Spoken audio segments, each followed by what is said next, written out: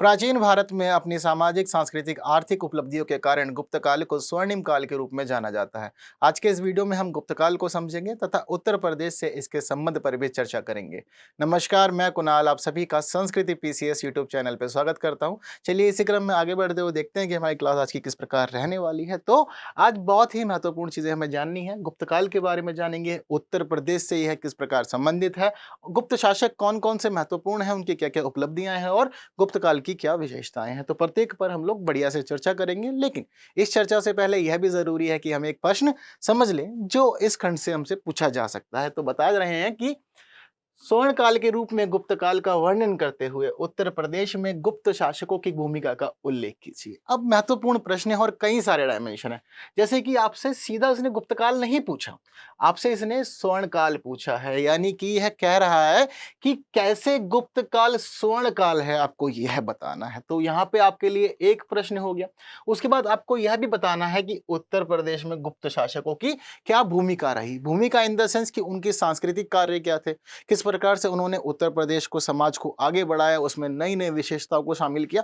ये हर बात आपको यहाँ पे बतानी पड़ेगी। वहीं साथ साथ आपको यह बताना पड़ेगा कि उन्होंने कौन कौन से भवन, इमारतें बनाई। ठीक है, तो ये सभी बात आप लोग को ध्यान रखनी है। यदि प्रश्न पूछा जाता है इस प्रकार से, तो डायमेंशन वो क्या क्या लिए हुए हैं ये आपको सबसे पहले समझ लेना है, तो ही अपना उत्तर लिखना है। यदि बिना समझे प्रश्न को लिख देंगे तो कहीं ना कहीं आपको कुछ समस्या हो सकती है। ठीक है, तो आगे बढ़ जाते हैं और समझते हैं गुप्त काल क्या क्या बातें हमारे लिए लेकर के आया है। ठीक है, लेकिन गुप्त काल समझने से पहले मैं आपको थोड़ा सा इससे पूर्व की स्थिति पर चर्चा करना चाहूंगा, क्योंकि चीजें बदली हैं काफी ना। तो उन जो बदली हुई चीजें हैं उनको जानना भी जरूरी है। जैसे कि हम लोगों ने मौर्योत्तर काल में क्या पढ़ा था कि भारत का पूरा क्षेत्र जो है वह छोटे छोटे राजाओं में बट गया था। अनेक शासक आ गए थे और ये जो अनेक शासक थे अपनी मर्जी से अलग अलग क्षेत्रों में शासन कर रहे थे। बड़े रीजन क्या था इसके पीछे कि एक बड़ा प्रभावशाली शासक इस समय नहीं था, यानी कि कोई भी ऐसा शासक नहीं था जो पूरे भारत के सभी क्षेत्रों को अपने अधीन कर ले। तो सब छोटे मोटे थे। हमने देखा कि मौर्य काल के भी हमने देखा इस समय कि अलग अलग खंडों में बट गया, शासक कमजोर हो गए, जिस वजह से वह दूर तक अपने शासन को स्थापित करने में संभव नहीं थी। इस प्रकार हमने देखा कि अलग अलग विदेशी शासक और अलग अलग भारतीय शासक यहाँ पे स्थापित हुए। अब स्थिति फिर बदलेगी। आप लोग हमेशा ये बात ध्यान रखिएगा, जब कभी भी हम लोग पॉलिटी पढ़ते हैं ना, तो पॉलिटी में कई विचारक है वो ये मानते हैं कि जनरली 3 से 4 शासकों के बाद में कोई भी डायनेस्टी जो है वो कमजोर होना शुरू कर देती है। ठीक, हालांकि किसी किसी में आप देखेंगे कि 5 या 6 संख्या भी हो सकती है, बट उस जगह पे भी थोड़ी बहुत उथल पुथल रहती है। बीच में कोई कमजोर आता है, उसके बाद में कोई अच्छा शासक आ जाता है, तो इस वजह से व्यवस्था चल जाती है। बट ऐसा नहीं होगा कि भाई कोई राजा है उसका बेटा भी उसके जैसा ही प्रतापी होगा, फिर उसका बेटा भी होगा। ये ठीक है, जीन्स है, डीएनए है, आप में ट्रांसफर हो रहे हैं, बट हर एक चीज वो लेके नहीं चलता अपने साथ में। जैसे कि हम पढ़ते हैं कि सम्राट अशोक बहुत अच्छा शासक था, लेकिन उसकी संतानें कभी भी अच्छे शासक के रूप में नहीं गिनी जाती। हम लोग नहीं करते ना कभी भी बात।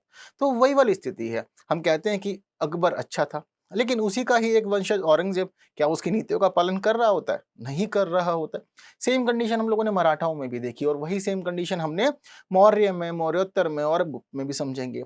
ठीक है, तो वही स्थिति है। अब जो अलग अलग शासक बने थे भारत में, धीरे धीरे अब वो खत्म होना शुरू हो जाएंगे। क्यों? क्योंकि भाई कोई ना कोई मंत्री या कोई ऐसा व्यक्ति जो रण कौशल में तो पूरी तरह से सक्षम होगा, बट गद्दी पे नहीं बैठा होगा। तो इसी वजह से क्या होगा, बताते हैं कि यहाँ पर अब श्रीगुप्त आ जाएंगे।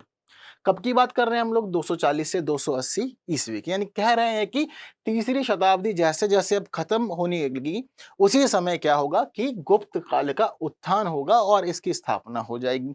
बात समझ गए? बताते हैं कि इन्होंने शुरुआत करी थी कौशाम्बी से।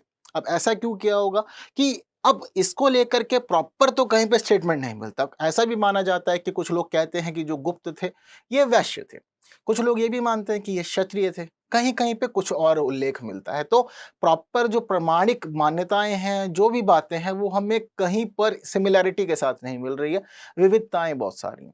ठीक है, तो अलग अलग बातें हैं, लेकिन उस सब के बावजूद यह जरूरी है कि श्रीगुप्त आए और आकर के इन्होंने जो कौशाम्बी के तत्कालीन शासक थे उनको रिप्लेस कर दिया और उसकी जगह पर ये गद्दी पे बैठ गए। ठीक, ये खुद नहीं जानते थे कि जो शासन में चला रहा हूं उसको आने वाले समय में गुप्त काल के रूप में जाना जाएगा। हम जनरली क्या देखते हैं कि ये जो भी लोग हुए वे गुप्त सरनेम एक तरह से यूज कर रहे थे। ठीक है, चंद्रगुप्त आएंगे, फिर उसका समुद्रगुप्त आएंगे, तो इसी वजह से हम कहते हैं कि सारे गुप्त गुप्त। तो गुप्त काल। अब सारे शुंग शुंग तो शुंग काल, सारे मौर्य मौर्य तो मौर्य काल। बात सभी को क्लियर हो गई है? तो ऐसे तो हम लोग पढ़ते समझते हैं ना। ठीक है, तो यही ट्रेंड अब यहाँ से शुरू हो जाएगा और इसी समय को गुप्त काल का आरंभ अब माना जाता है। इन्होंने कर ली इसकी स्थापना। ठीक है, तो इस काल के कुछ खास सोर्सेज भी होंगे। अब एक बात आप लोग को ध्यान रखना है कि लंबे समय से हम लोग पढ़ रहे थे कि पुराण जो है वह सोर्स बनी हुई है इतिहास अध्ययन का यहाँ पर।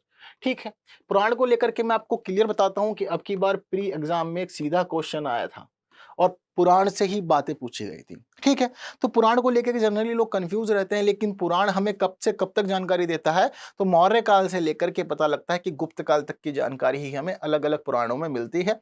और अब जैसे हम लोग गुप्तोत्तर काल में प्रवेश करेंगे इसके बाद अगली क्लास में, तो उस समय फिर पुराण एक साहित्यिक स्रोत नहीं रहेगा, अब और नए नए स्रोत यहाँ पर आने लग जाएंगे। ठीक है, ओके।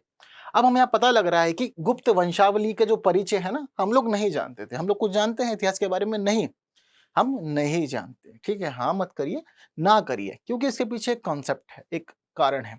जनरली हमें इतिहास के बारे में नहीं पता, हजारों साल पुरानी बातें हैं।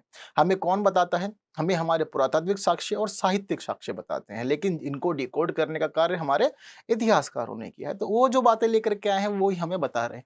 तो कहते हैं कि पहले नहीं पता था कि कौन कौन गुप्त है या कितनी पीढ़ी तक ये चला, कितने वर्षों तक रहा, लेकिन बताते हैं कि हमें अलग अलग जगह पे गुप्त वंशावली देखने को मिली है। जनरली ऐसा होता है ना कभी कभी कि हम लोग आजकल देखते हैं कि जो सरकारी दफ्तर होते हैं, जैसे कि आप लोग भी अधिकारी बनेंगे, तो आप जिस ऑफिस में अपॉइंट होंगे तो वहां पे एक बोर्ड लगा रहता है। उस बोर्ड पे सबके नाम लिखे होते हैं कि श्रीमान ये इस दिन से इस दिन तक इस पद पे थे, फिर उसके बाद ये व्यक्ति आए इस दिन से इस दिन तक इस पद पे थे, फिर उसके बाद ये व्यक्ति आए इस दिन से इस दिन तक इस पद पे थे। सभी ऑफिस में होता है, आईपीएस हो, आईएएस हो, या आप लोग जब अधिकारी बनेंगे तो आपके ऑफिस में भी होगा।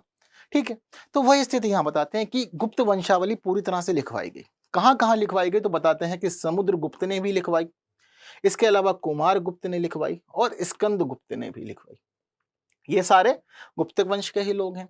तो बताते हैं कि स्कंद गुप्त ने जहां पर गुप्त वंशावली का वर्णन करा था, वह हमें पता लगता है प्रयाग प्रशस्ति अभिलेख से।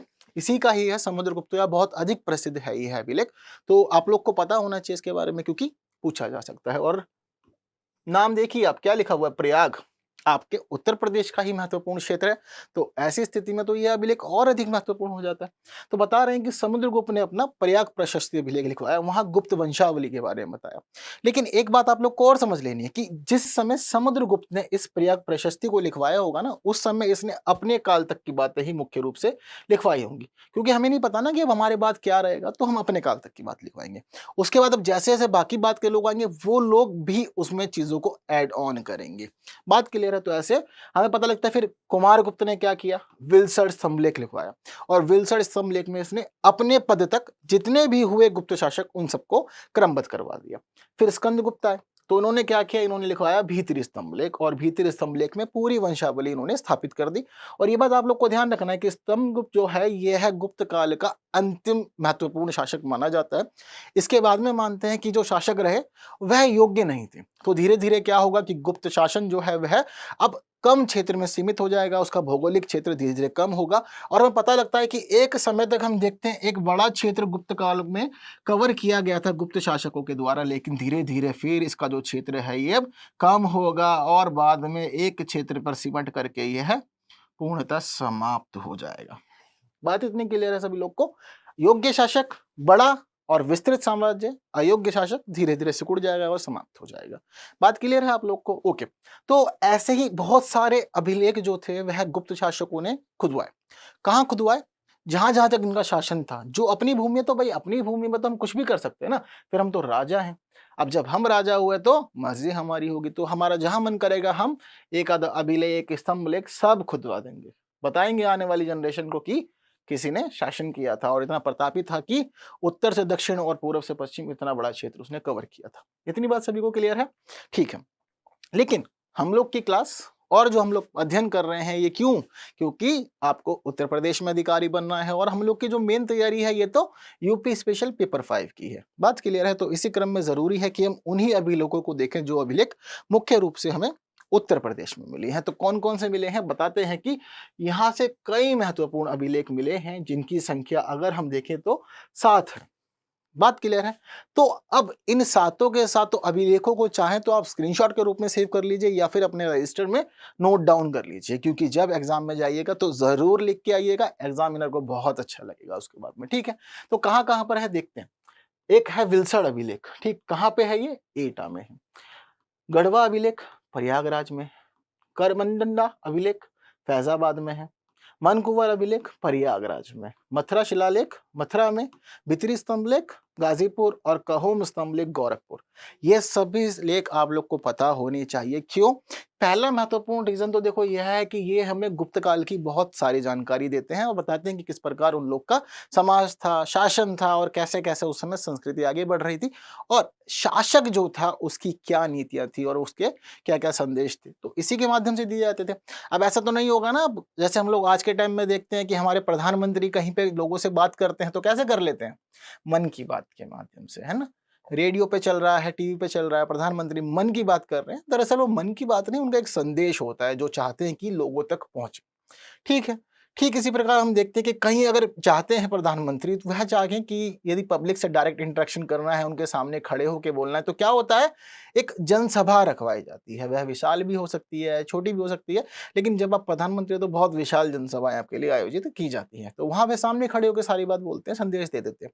लेकिन उस समय हमारे पास तकनीक नहीं थी, टेलीविजन नहीं हुआ करते थे, रेडियो नहीं थे, तो क्या करते थे कि संदेश तो सबको देना है। तो उन्होंने क्या किया? अपने किसी मंत्री को आदेश दे दिया कि भाई इस क्षेत्र से इस क्षेत्र तक ये वाला संदेश पहुंचा दिया जाए। कैसे? खुदवा दिया जाए, लिखवा दिया जाए, हमारे सजदे में कलमे पढ़वाए जाए, तो वह सभी कार्य होते थे। तो ऐसे ही इन्होंने सारे अभिलेख लिखवाए किसी न किसी को भेज करके और अपने संदेश लोगों तक पहुंचा। अब वहां से जो भी इंसान गुजरता था उसको पहले ही पता लग जाता था कि आप इस सीमा में प्रवेश कर गए हैं जो स्कंदगुप्त की है या समुद्रगुप्त की है, चंद्रगुप्त की है।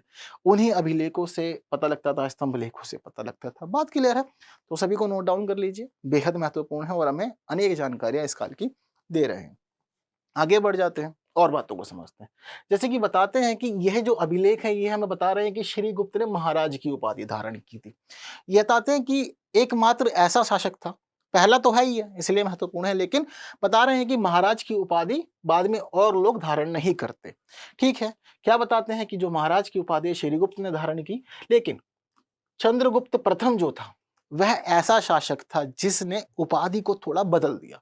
जैसे कि चंद्रगुप्त का हमें पता लगता है कि चंद्रगुप्त ने महाराजाधिराज की उपाधि धारण की थी।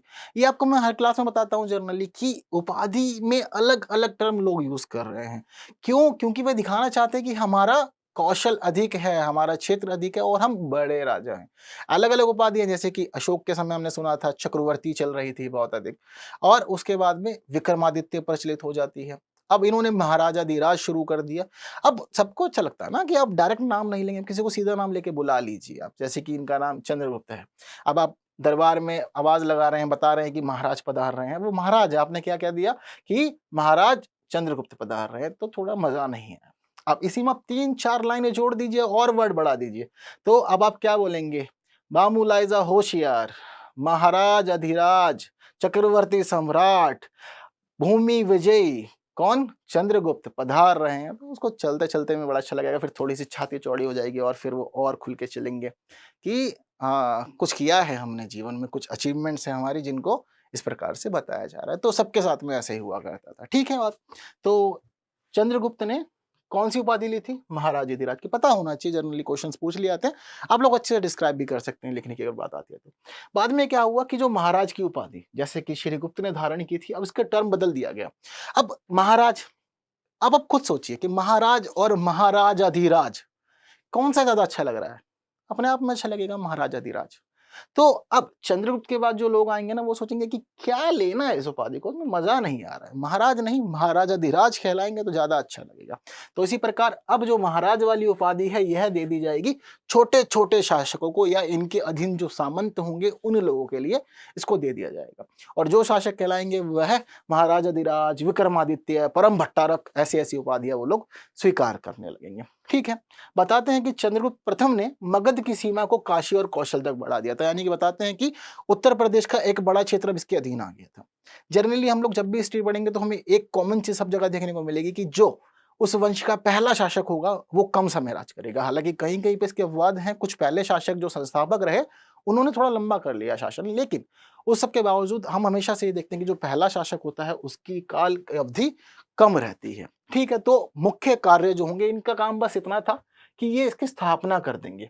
इन्होंने एक छोटी भूमि दे दी, कुछ लोग दे दिए, एक राजस्व दे दिया, एक सेना दे दी, कहा कि ठीक है अब आगे वंश वाले लोग हमें बढ़ाएंगे चीजों को। तो उसी प्रकार अब मुख्य साम्राज्य की जो स्थापना करनी है, उसका विस्तार करना है, नीतियां लागू करनी है, सेना का सुदृढ़ीकरण करना है, कोष का सुदृढ़ीकरण करना है, कोष को बढ़ाना है, लोगों के लिए जन कल्याणकारी कार्य करने हैं, वह सभी काम की जिम्मेदारी अब अगले शासक पे आ जाएगी। जैसे कि चंद्रगुप्त पे आ गई।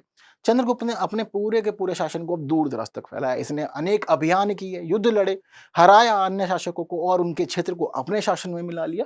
वह सभी बातें बता रहे हैं कि इसी वजह से उत्तर प्रदेश का एक बड़ा क्षेत्र, बताते हैं कि समस्त उत्तर प्रदेश धीरे धीरे इन्होंने अपने साम्राज्य में मिला लिया और उस पर अरिया से शासन किया। और यदि हम लोग मैप भी देखें तो पता लग रहा है कि एक बड़ा भौगोलिक क्षेत्र केवल उत्तर प्रदेश का ही नहीं, बल्कि हमें पता लग रहा है कि आज का मध्य प्रदेश भी है, दक्षिण भारत के भी कुछ क्षेत्र हैं, पूर्वी भारत पूरा शामिल है और उत्तर भारत के अनेक क्षेत्र, जैसे कि आज का गुजरात हो गया, जम्मू कश्मीर, हरियाणा वगैरह है, राजस्थान है, वह सब भी इसमें आ रहे हैं। तो उत्तर प्रदेश तो पूरा का पूरा समा ही गया था गुप्त काल में। ठीक है, आगे समझते क्या कह रहे हो। तो हमें पता लगता है कि गुप्त संवत की इसने शुरुआत कर दी। कब की थी, बताते हैं कि लगभग 319 से 320 ईस्वी में इन्होंने शुरुआत की थी। इसी के साथ इन्होंने एक और महत्वपूर्ण कार्य किया था। चंद्रगुप्त प्रथम ही वह व्यक्ति था जिसने राजा रानी के सिक्के चलाए थे। ठीक है, यानी कि सिक्कों पे राजा रानी बने हुआ करते थे। ये एक नया प्रकार का सिक्का था।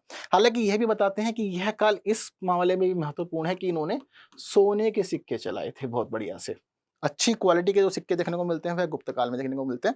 हालांकि इतिहासकारों ने इसको अलग नहीं किया। यदि वो अलग करना चाहते तो इतिहास और अधिक खंडों में विभाजित हो जाता, लेकिन परिवर्तन हमें देखने को मिलते हैं यहाँ पर। और पता लगता है कि गुप्त काल से पहले का जो भारत था और गुप्त काल के बाद का जो भारत हुआ, उसमें एक बड़ा परिवर्तन है बहुत। ठीक है, तो इन्होंने क्या किया, अपना संवत शुरू कर दिया। हम लोगों ने कल भी पढ़ा था ना कैसे विक्रम संवत शुरू हुआ, शक संवत शुरू हुआ। एक और संवत अपनी एक लिस्ट में ऐड कर लीजिएगा और इसका एक अलग से ब्रीफ नोट बना लीजिएगा, क्योंकि क्वेश्चन कहीं से भी पूछा जा सकता है। बिल्कुल पूरी परीक्षा अप्रत्याशित है। ठीक है, तो हमें यहाँ पर आगे यह भी पता लग रहा है कि चंद्रगुप्त प्रथम का उत्तराधिकारी कौन, जी समुद्रगुप्त आ जाएंगे अब। ठीक है, बताते हैं कि इन्होंने गद्दी कब संभालना शुरू किया, तो 335 ईस्वी में यह राजगद्दी पे बैठे और इन्होंने बहुत बड़े स्तर पे अभियान किए। बताते हैं कि इन्होंने आर्यावर्त, आर्यावर्त का अर्थ भारत। रेगुलर वीडियोस देख रहे होंगे तो आपको सब चीजें मैं रेगुलर बताता हुआ आ रहा हूँ। आर्यवर्त किसका नाम था, भारत को ही नाम दिया गया था। तो बता रहे हैं कि इन्होंने भारत के 9 शासकों को पराजित किया और दक्षिणावर्त यानी ये भारत का जो दक्षिणी क्षेत्र है वहां के इन्होंने 12 शासकों को पराजित किया था। तो काफी बड़ी संख्या थी हराने की। इस प्रकार इन्होंने लोगों को यहाँ पर हराया था। तो इसी क्रम में क्या होता है कि इनकी जो ये उपलब्धियां थी, इनकी उपलब्धियों के कारण ही इन्हें भारत का नेपोलियन कह दिया जाता है। क्योंकि आपने क्या किया है कि भारत के लगभग जितने भी महत्वपूर्ण शासक थे उनको हरा दिया, उनके क्षेत्र को अपनी सीमा में मिला लिया। उसके बाद ही हम देखते हैं कि इतना बड़ा साम्राज्य स्थापित हुआ था गुप्त काल में। ठीक है, हालांकि लोग पढ़ते हैं, समझते, जानते हैं, बट कई बार यदि आप लॉजिक लगाएंगे आपको नई नई चीजें और देखने को मिल जाएंगी। जैसे कि समुद्रगुप्त को कहते हैं हम लोग भारत का नेपोलियन। ठीक है, लेकिन भारत का नेपोलियन कहने का क्या ही तात्पर्य है यहाँ पे। ठीक है, टर्म हम उल्टे यूज कर रहे हैं। नेपोलियन ने अच्छे अभियान किए थे, वह भी विजित था। कहाँ पे, लेकिन फ्रांस में। और यदि हम लोग इन दोनों का ही टर्म समझे तो पता लगता है कि नेपोलियन समुद्रगुप्त के हजारों सालों बाद आया। तो ऐसी स्थिति में क्यों ना हम लोग फ्रांस का जो नेपोलियन है उसको हम लोग फ्रांस का समुद्रगुप्त कहते हैं, नहीं कहते ना हम लोग समुद्रगुप्त को ही भारत का क्या कहते हैं, नेपोलियन कहते हैं। कितनी गलत बात है। अब जनरली आप देखिए, आप जब अपने घर में रहते हैं, आप जब छोटे थे और जब शैतानियां किया करते थे तो आपने कई बार ये सुना होगा कि आपको आपके माता या पिता का छोटा वर्जन कहकर बुलाया जाता होगा। जनरली ऐसा होता है ना कि बोल देते हैं कि ये बना बनाया उसकी तरह है, ये है उसकी तरह है, इसमें सारी हरकतें उसी की हैं। जैसे कि आपके घर के बड़े लोग हुए, दादा दादी वगैरह हुए, वो इस प्रकार के टर्म्स को यूज कर लेते हैं। यदि आप ननिहाल में जाएंगे, कोई लड़की हैं आप, तो ऐसी स्थिति में आपको आपकी मम्मी से जोड़ दिया जाता है।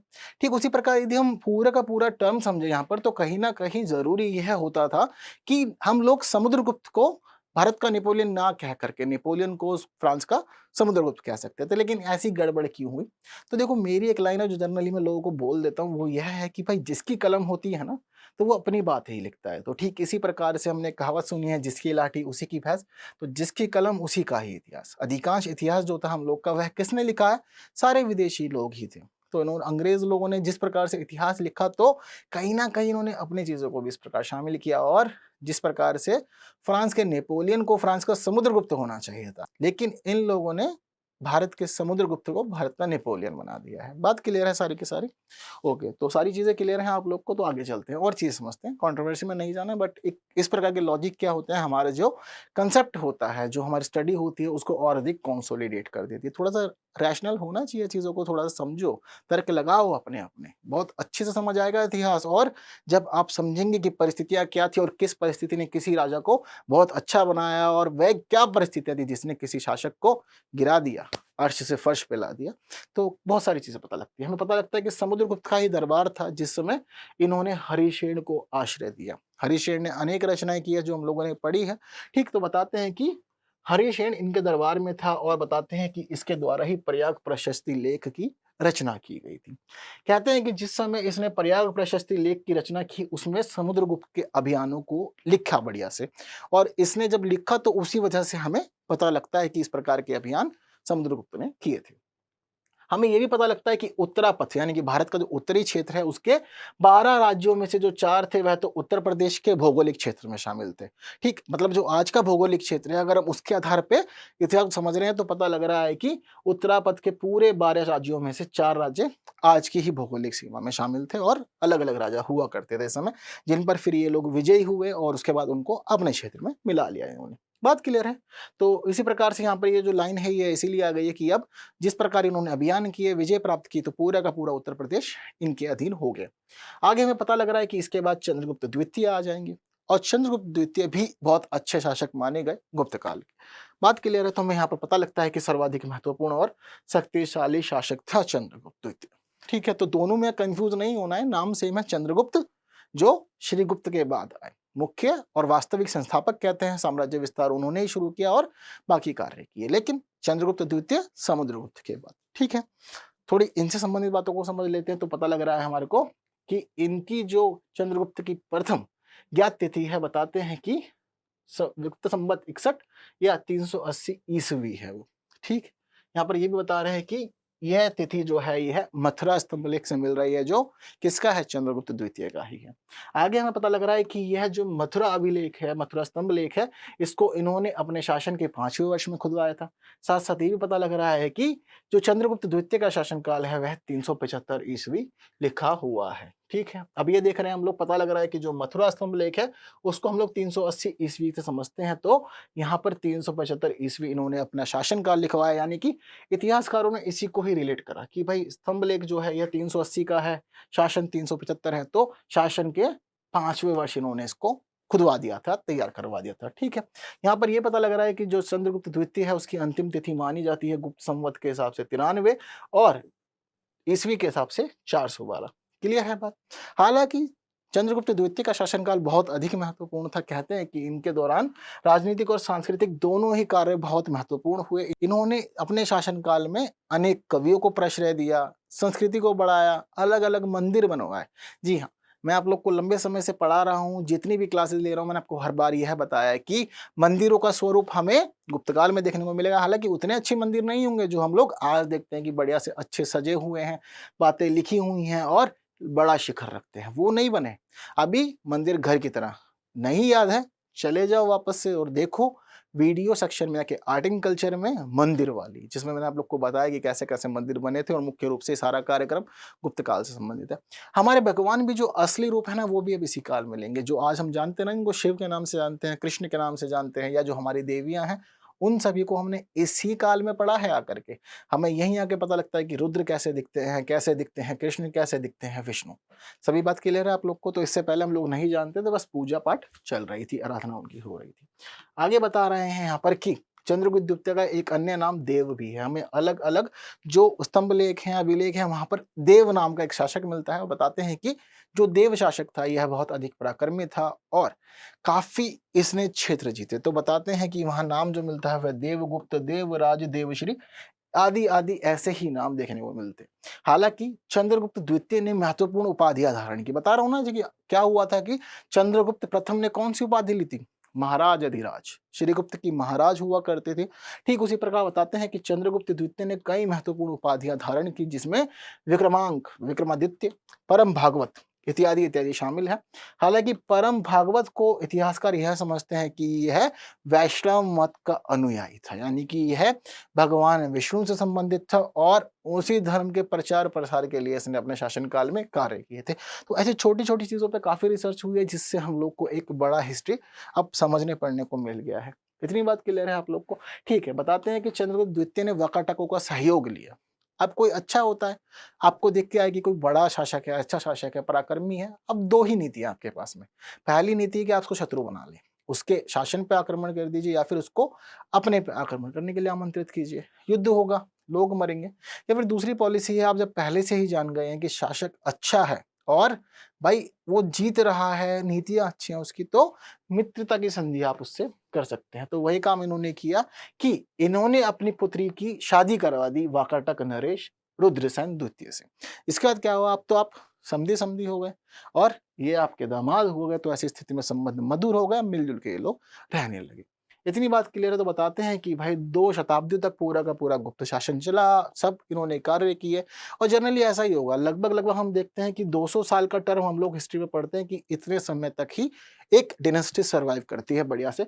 उसके बाद फिर वो छोटे छोटे खंडों में विभाजित हो जाती है, जैसा कि वो अपने उत्थान से पहले अलग थी और छोटा सा क्षेत्र उसने संभाल रखा था। बात क्लियर है। और इस प्रकार से पता लगता है कि स्कंदगुप्त इसका अंतिम महत्वपूर्ण शासक था, जिसकी मृत्यु 467 ईस्वी में हो गई। जिसके बाद फिर अलग छोटे छोटे सामंत, छोटे छोटे शासक हुए जो बहुत अधिक योग्य नहीं थे और गुप्त शासन को जो स्वरूप चंद्रगुप्त ने, समुद्रगुप्त ने, चंद्रगुप्त द्वितीय ने दिया था, वो स्वरूप दोबारा नहीं दे पाए।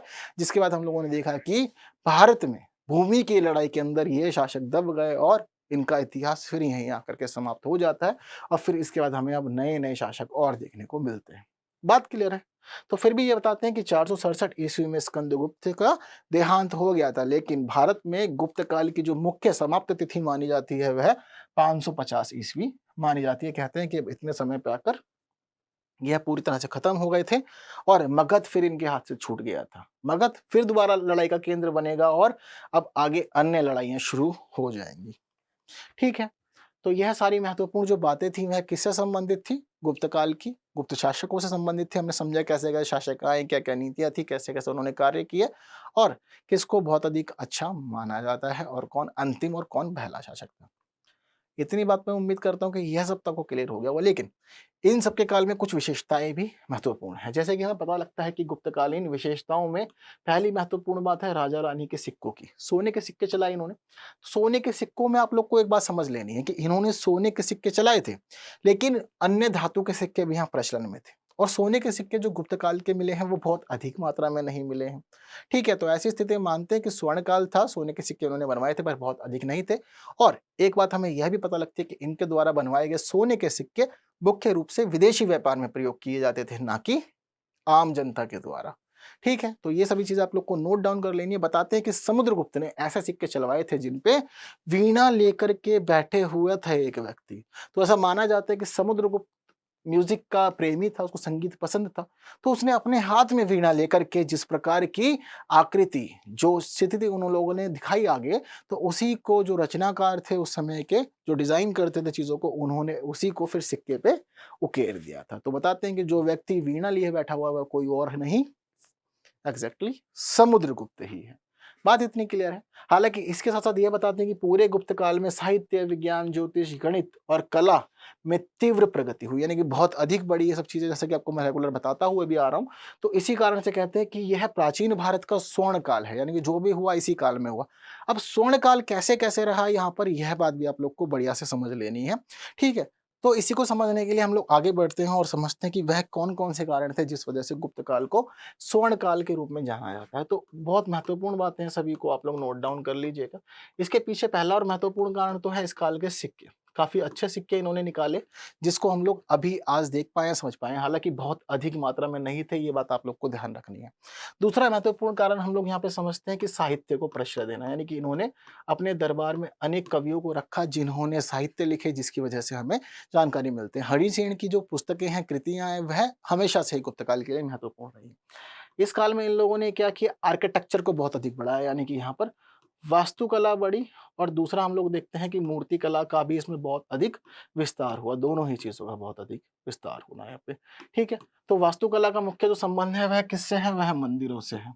अब मंदिरों वाली जो स्थिति है वो आप लोग को मैंने बहुत अच्छे से पढ़ाया था कि शुरुआत में जो मंदिर थे वह घर के समान ही थे। जनरली लोगों का घर इस प्रकार का हुआ करता था, एक मंजिला है भाई, चार दीवार खड़ी कर दी हैं, उसके बाद एक तरफ से गेट निकाल दिया और अंदर एक देवता बैठे हुए हैं।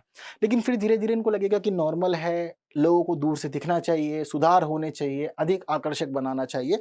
तो ये लोग क्या करेंगे, इसमें नई नई चीज़ों को जोड़ेंगे, जैसे कि प्रदक्षिणा पथ बना देंगे यहाँ से, ठीक है। अब आप अंदर जाइए और दर्शन करना शुरू कर दीजिए। मंदिरों में पंचायतन शैली शुरू कर देंगे, यानी कि एक देवता मुख्य और बाकी आसपास में और देवता भी आपको देखने को मिल जाएंगे। तो इस वजह से मंदिर महत्वपूर्ण हो जाएगा। फिर सोचेंगे दूर से लोगों को पता नहीं लग रहा है, नए लोगों को पता नहीं लग रहा है ये मंदिर है, सिर्फ स्थानीय लोग ही जानते हैं। कोई नया व्यक्ति आ गया, यात्री आ गया, वो जानता ही नहीं है ये मंदिर है। तो क्या करेंगे, फिर इसको शिखर दे देंगे। शुरू में छोटा, फिर धीरे धीरे इसको बढ़ाना शुरू कर देंगे, फिर इस पर डिजाइन बनाना शुरू कर देंगे और यह पूरा बहुत अधिक अच्छा बन जाएगा। तो वास्तुकला में भी यहाँ पे बहुत अधिक विकास हुआ और मूर्तियाँ अच्छी-अच्छी बनी। हम देखते हैं कि जो हिंदू देवी-देवता हैं, उनको वास्तविक रूप इसी काल में मिला और हमें पता लग रहा है कि यहाँ पर महिलाओं की स्थिति गौण थी, यानी कि द्वितीय थी। तो इसी प्रकार क्या होता है कि देवता प्रधान रहेंगे, देवियाँ यहाँ पर द्वितीय हो जाएँगी। ठीक उसी प्रकार की व्यवस्था हम लोग को समाज में देखने को मिल जाएगी और पता लगेगा कि समाज में पुरुष जो हैं वह मुख्य हैं और जो महिलाएँ हैं वह सेकेंडरी हो गई हैं। बात सभी को क्लियर है आप लोग को? ओके। तो यह वह महत्वपूर्ण बातें थी जिसकी वजह से हम लोग कहते हैं कि गुप्त काल स्वर्णिम काल था। इन्होंने दूर-दराज तक व्यापार किया, क्षेत्र बहुत अधिक बड़ा था और लंबे क्षेत्र में इन लोगों ने शासन को अच्छे समय तक चलाया, अलग-अलग अभिलेख लिखवाए और साथ-साथ में स्तंभ लेख स्थापित किए। जनता के लिए कल्याणकारी कार्य किया। हालाँकि यहाँ से हमें पता लगता है कि जो हिंदू धर्म है या जिसको हम लोग सनातन या ब्राह्मण धर्म कहते हैं, उसको वास्तविक स्वरूप अब यहाँ से मिलना शुरू हो जाएगा। वर्ण व्यवस्था अब अपना एक अलग रूप धारण कर लेगी, देवी-देवता प्रमुख हो जाएँगे और वास्तविक हिंदू धर्म के कर्मकांड, सारी पूजा-पाठ, यज्ञ अब यहाँ से प्रबल रूप में हम लोग को देखने को मिल जाती हैं। तो इस मामले में भी यह काल बहुत अधिक महत्वपूर्ण है। सभी बात क्लियर है आप लोग को? ओके। तो हमें यहाँ पर यह भी पता लग रहा है कि कालिदास जो है ना, वह चंद्रगुप्त द्वितीय के नवरत्नों में शामिल थे। अब कालिदास का नाम तो साहित्य के क्षेत्र में अपने आप में बहुत अधिक बड़ा है, तो यह इस काल की एक खास विशेषता है। बताते हैं कि इन्हीं के काल में फाहियान आए, जो एक चीनी यात्री थे। मैं बता रहा हूँ कि यात्री वगैरह जो आएंगे अलग-अलग क्षेत्रों से, वो भी भारत को समझेंगे। तो फाहियान आए, चीनी यात्री थे। इन्होंने भारत को देखा, जाना, समझा, गुप्त शासकों को देखा और उन सभी चीज़ों को जानते समझते उन्होंने किताब लिख दी। कौन-सी? बताते हैं कि उन्होंने लिखा फो क्यों की, चाइनीज़ भाषा में है, हालाँकि इसमें विवरण भारत का किया गया है। ठीक है। इसी क्रम में हम आगे बढ़ते हैं तो हमें यहाँ पर अब यह भी पता लग जाता है कि गुप्त वंश का अंतिम प्रभावशाली शासक जो था वह स्कंदगुप्त था। उसने भीतरी स्तंभ लेख लिखवाया। कहाँ मिला हमें? गाजीपुर के पास एक तहसील है जिसको सैदपुर कहते हैं। तो उसमें बहुत सारी बातें इसके काल की लिखी हुई हैं। बताते हैं कि इसी के काल में हुणों ने पहली बार आक्रमण किया था और इन लोगों ने जो आक्रमण किया उसको इन्होंने इसमें लिखवा दिया था। तो इसीलिए हमें पता लगता है कि हुण पहली बार यहाँ आए थे। अब क्या होगा दोबारा से कि गुप्तों के बाद फिर एक बार जो पूरा का पूरा शासन भारत का इन्होंने अपने क्षेत्र में शामिल किया था, अब दोबारा से खंडित होगा और छोटे-छोटे शासक अलग-अलग जगह पे स्थापित हो जाएँगे और कोई ऐसी जगह होगी जो मुख्य रूप से शक्ति का केंद्र बनेगी और उसी केंद्र के लिए सारी लड़ाइयाँ होंगी आगे। बात क्लियर है आप लोग को? तो हमें आपसे यही सब चीज़ें देखने को मिलती है। बताते हैं कि जिस समय हुणों ने आक्रमण किया था तो उनका शासन किसके हाथों में था? खुशनवाज ने किया था, जो इनका लीडर था इस समय। ठीक है। शिखर युक्त मंदिर शुरू हो जाएँगे, बता दिया है। और इस काल का सबसे महत्वपूर्ण मंदिर हमें ललितपुर देवगढ़ में देखने को मिलता है। ललितपुर हमें कहाँ पे पता लगता है कि यह इसका एक महत्वपूर्ण ज़िला है, ठीक है, जो मध्य प्रदेश से सीमा साझा करता है। तो बता रहे हैं कि ललितपुर में एक दशावतार मंदिर है। इसमें भगवान विष्णु का असली स्वरूप दिखाया गया है, जिसको हम लोग आज तक ही स्वीकार किए हुए हैं। इसके अलावा कह रहे हैं कि कानपुर में ईंटों से बना हुआ भीतरगांव का मंदिर भी देखने को मिला है। यह भी इस काल की महत्वपूर्ण विशेषता है। तो मैं बता चुका हूँ पहले कि इसी काल में मंदिर शुरू होंगे और धीरे-धीरे फिर उनका विकास होगा और नए-नए स्वरूप इनको मिलने शुरू हो जाएँगे। बात क्लियर है? तो गुप्तकाल की जो भी महत्वपूर्ण विशेषताएं थी वो भी मैंने आप लोग के साथ में साझा कर दी है। हालांकि वीडियो बहुत इंटरेस्टिंग रही, मुझे लगता है कि आप लोगों ने नई नई चीज़ों को जाना समझा पढ़ा होगा और बहुत अच्छी आपको एग्जाम के मटेरियल यहाँ से मिल गए होंगे, नोट्स मिल गए होंगे। तो फिर मिलेंगे अगली वीडियो में कुछ नई बातों को जानेंगे समझेंगे, लेकिन आप लोग वीडियो को लाइक ज़रूर कर दें, बाकी साथियों तक भी शेयर करें ताकि वे लोग भी इसको पढ़ जान सके और एग्जाम रेडी हो सके। तो फिर अगली वीडियो में मिलते हैं। Thank you so much.